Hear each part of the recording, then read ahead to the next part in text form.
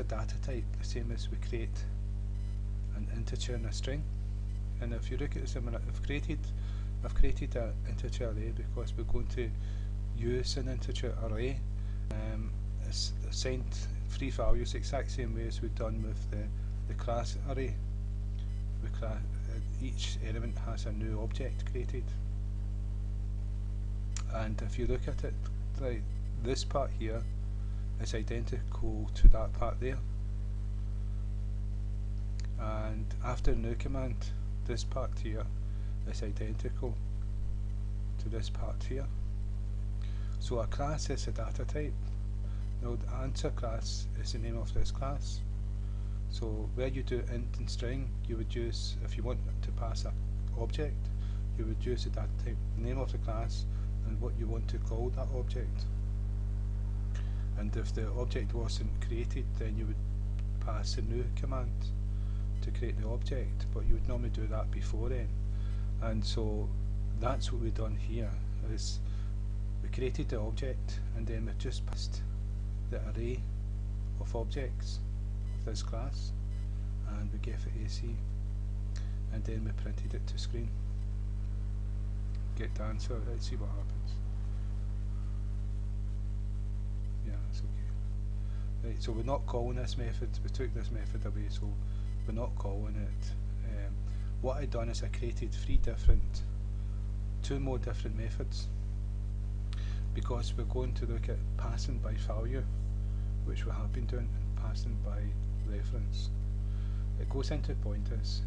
Java uses pointers, but it does it for you. So in a sense, it doesn't use pointers when you're programming, because it's all done for you. But a pointer it's where in C++ where you write code to access a variable, but you're pointing to that memory location, and so a change in that memory location will be permanent to that variable. Whenever it's accessed, that change will be the value of that variable. And so a way to explain the difference between passing by reference and passing by value is say if you're applying for a job and the job says, oh, send me your CV and write a letter or whatever by email, and so you make yourself up a CV. Obviously it's going to be a perfect CV, and it's done in Word document, and so you save it as a doc. So you open up the email, you give all the details and why you're applying for the job, what job you're applying for, reference numbers and all the rest of it, so that they know exactly what job you're applying for by their own reference. And then you attach your CV. You attach your CV .doc file, and then you send it. Like, what gets sent? Is it a copy of your CV, or is it your actual CV that's on your computer? Right. And so that's what we're going to explore to try to explain this. So the employer opens up the CV, reads it, he's interested, looks at it, and he opens it up to read the CV, and hey presto, Word document opens up with the CV there.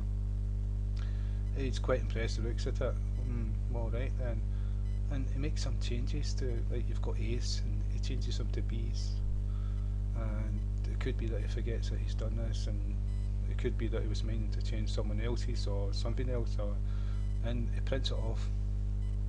He makes the saves the changes and prints it, invites you for an interview. You print off a copy of your CV, the original copy, from your computer, and you go for the interview. And during the interview, you said how you've got A's for such and such a thing, and he looks at the CV and says, no, you said in your CV you've only got B's, you're telling lies.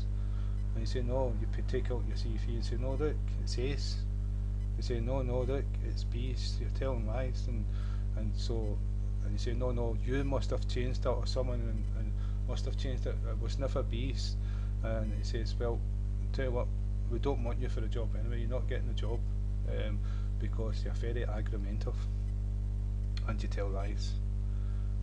So But why did that happen? When he made the changes, because it was a copy, the changes didn't change the original copy. The changes didn't change the original copy. So your copy stays the same, but the copy that he has was changed, so it's got different data on it. Even though it's the exact same CV, it's not anymore, it's a copy. And so that's by value. You pass that CV to him via email by value. And so there's two different ones of the same existing. And so that's the same as in programming. You pass by value, you pass a copy. If it was passed by reference, what you would do is he would receive the email with like he would be able to open up the CV, but it would be like the original copy on your computer that would appear on his screen. And if he made a change to it, that change would be sent all the way through the internet to your computer and changed on your computer. And if he saved it, that save command would go all the way through the internet and save on your computer. And so if he printed out what he saw on his screen, a printed copy of the CV that he's changed would appear on his screen. And when you opened up your CV in your computer, it would have all these changes on it. You go, wait, what's went wrong? This is B's and this, I put A's on it. You would see the changes because there wouldn't be two copies. It wouldn't be a copy he got. He would have access to the original. What you sent him was like an address, a reference to access the CV in your computer. So it was the exact same thing. Any changes that was made from him would be permanent, and same as if you made changes to it, that's what he would see in his computer. So that's the difference between passing by reference and by reference.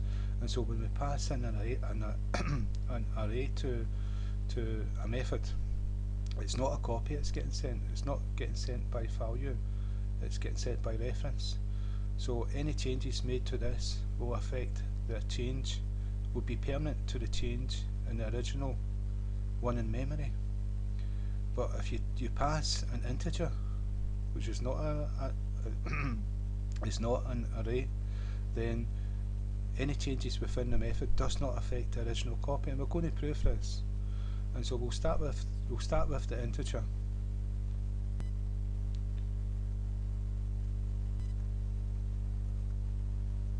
So what we're going to do is call this method int test, and so it needs something passed to it. We've created an integer here, and we've given it the value 55, so number is, called number. And so that's us passed 55 to this method. So this AC becomes 55, and what we're going to do is add 230 to 55, which is 285, and then inside the method it's going to print out the total, what AC has become. So if we run the program, 285, that's inside the method. We've added 230 to it, and so that is what's happened. Now to prove it, what we're going to do before we run this method, we're going to do the system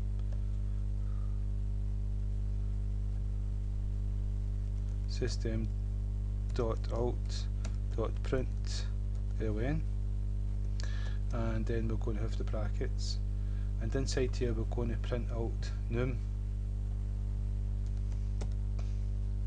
before the method. So it will be 55 here. So if we run the program, 55, then 230 was added to it, and that's inside the method. Now after the method we're going to print out the value of num to see if it's changed to 285 or if it's still the original value unchanged, and it will be unchanged because it's passed by value, but we're going to prove it.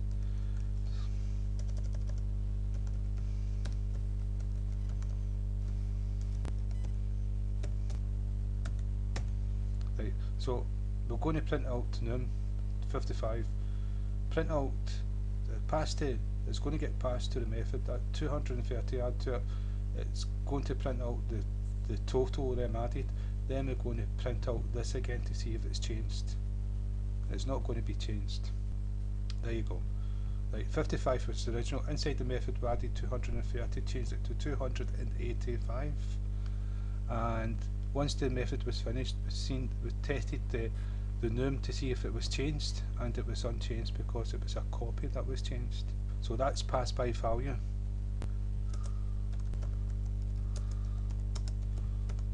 Pass by value. Now we're going to look at passing an integer. So if we take these away, we've created an integer up here and we've given it 2, 12 and 22, and we've called it number. And so what we're going to do is we're going to call our int and brackets, and it takes an integer. So the integer is called number. It takes an array of integers, number, and then semicolon. So we've passed it an array of integers. So what's getting passed here is a reference, but we're going to prove it. So inside we're going to add, we'll take this away first. What we're going to do is we're going to print out the first element of AC as an integer. So the first element we're going to print out to screen 0, which is 2. That's 2 there. And then we're going to print out the next one, which is 12.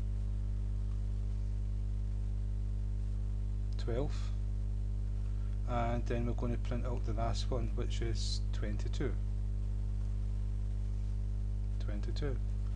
Right, and so what we're going to do is we're going to change the value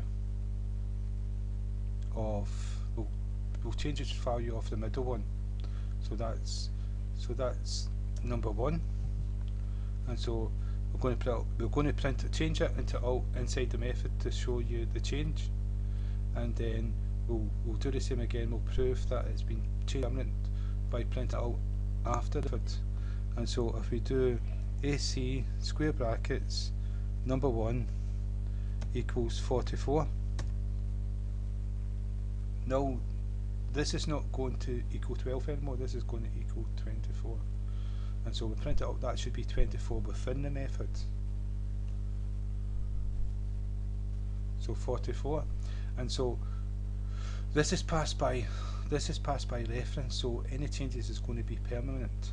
And so what we're going to prove it by, first we're going to do system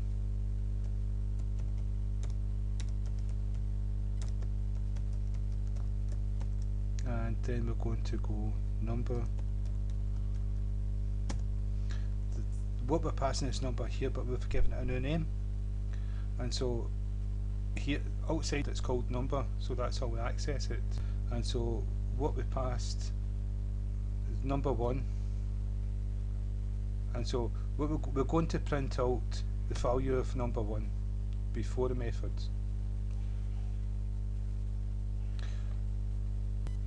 So 12 is before the method was called, number 1. And inside the method it was changed to 44 because we said number 1 equals 44. And after the method we're going to print out the value of element number 1 to see if it's permanent change to the original array, which it should be because it's not a copy we've passed, it's an original thing. Any changes to original will be permanent for everyone who accesses it. And so if we run the program, you can see 12, the original value, we changed it to 44. After the method we tested the original one, and hey presto, it was changed permanently to 4. So that's passing by reference and passing by, and an array of objects or an array of integers, strings or whatever is passed by reference, and that's something you've got to remember. It will behave differently inside a method. Well, an integer, a string, etc. is passed by value, so any changes within the method will not be permanent to the original because it's a copy. And what you've got to remember is that when you create an object is each individual object is a copy, and so one change will not affect the change in another one. It's a we make instances of classes, and so we can do as many copies as we want. And so the change is not, you cannot change the prototype.